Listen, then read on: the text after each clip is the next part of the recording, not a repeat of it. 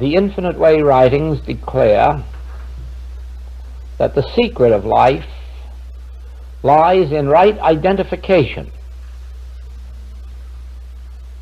That is, in knowing our true identity, in knowing who I am or what I am. All of the error in the world, all of the sin, disease, death, lack, and limitation in the world is based only on one ignorance, and that is ignorance of our identity, not knowing who I am or what I am. Now, of course, in this book, The Infinite Way, the subject is treated quickly, briefly, and with just a statement here and there, because it becomes necessary for an individual, for a student, to follow that through to its ultimate conclusion, not for somebody to put it into words for them, because then they'd be living on words instead of inner individual unfoldment. Also, as this book came through, it came through in such a manner so as not to shock the world into just disregarding it. And so you must naturally expect that ideas are softened here, which when you examine them, you say, do you really mean that that's what it means? And I do. I mean exactly that.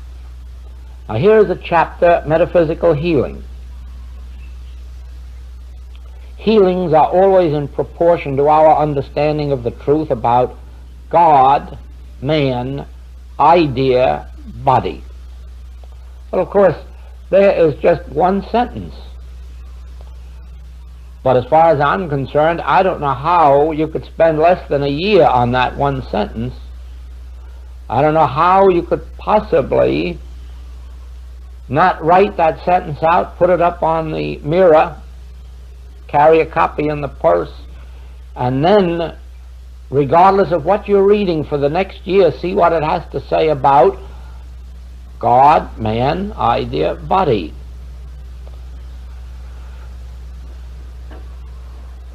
You see, if we knew the truth about God and man,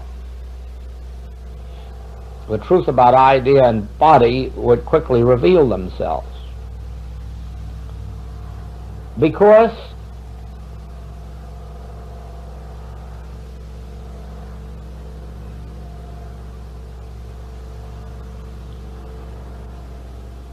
no one who hears these words will ever find their freedom until they know that they are not man.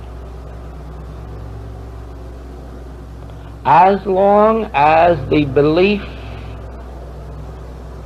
exists consciously or unconsciously or subconsciously within you that you are man, you will be seeking a God.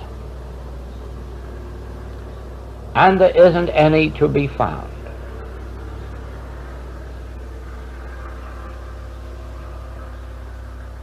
The search for the Holy Grail has been a search for God. Always it has been fruitless.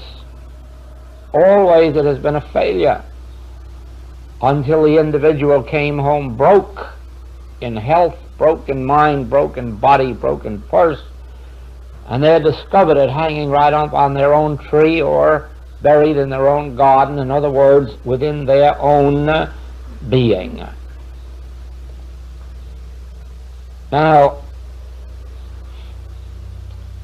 in the chapter Supply in this book, I gave the secret, but evidently too few of our students have connected up that secret with the whole of being.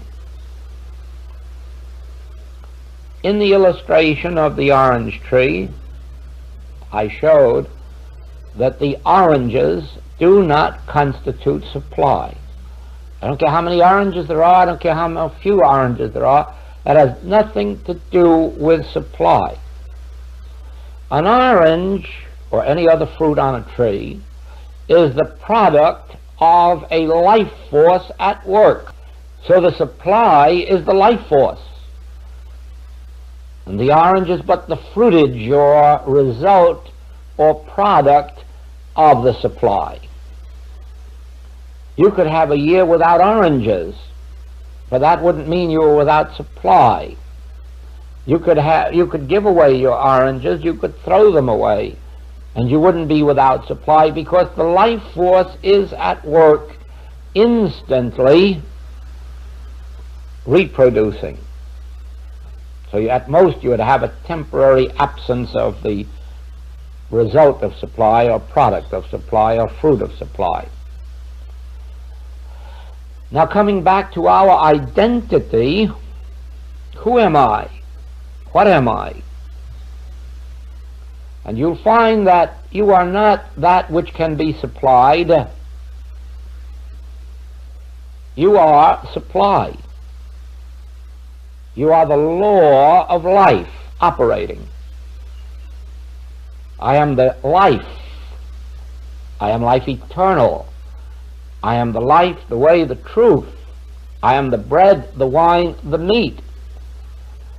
Do you not see that everyone, including our own students, have been trying to demonstrate meat, wine, water, house, health,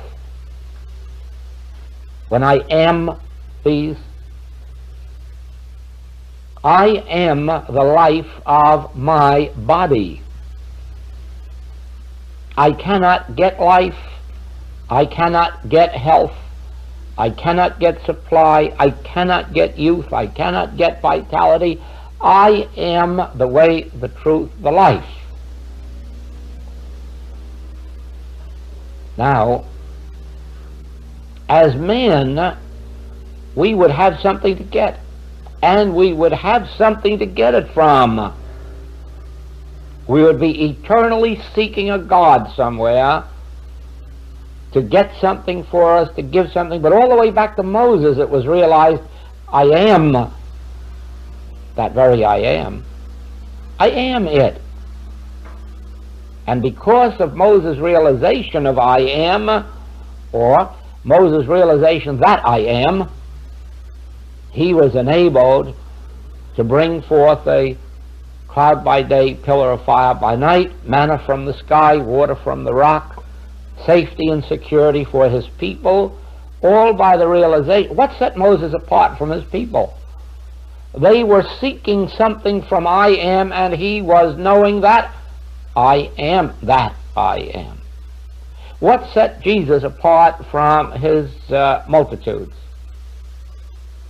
They were seeking to be fed, and he knew he could feed them.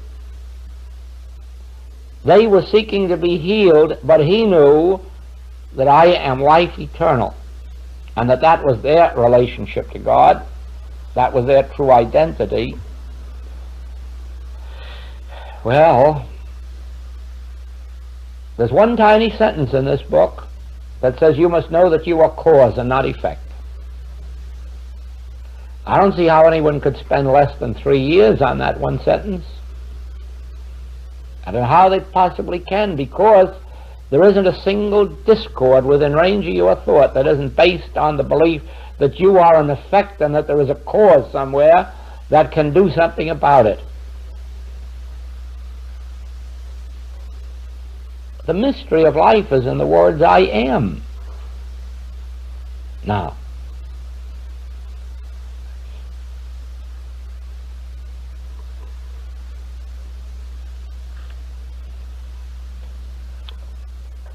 there is only one answer to the question, what is God? And that answer is, I am. Why is this true? Because if you say God is life, you're still leaving yourself out of the picture. God is life. Here am I back here, looking up and declaring something out here. Oh, but you say God is love. God is love. Where am I? Left out of that picture, because up here is God and over here is love. And here am I looking up there like Oliver Twist asking for a little more.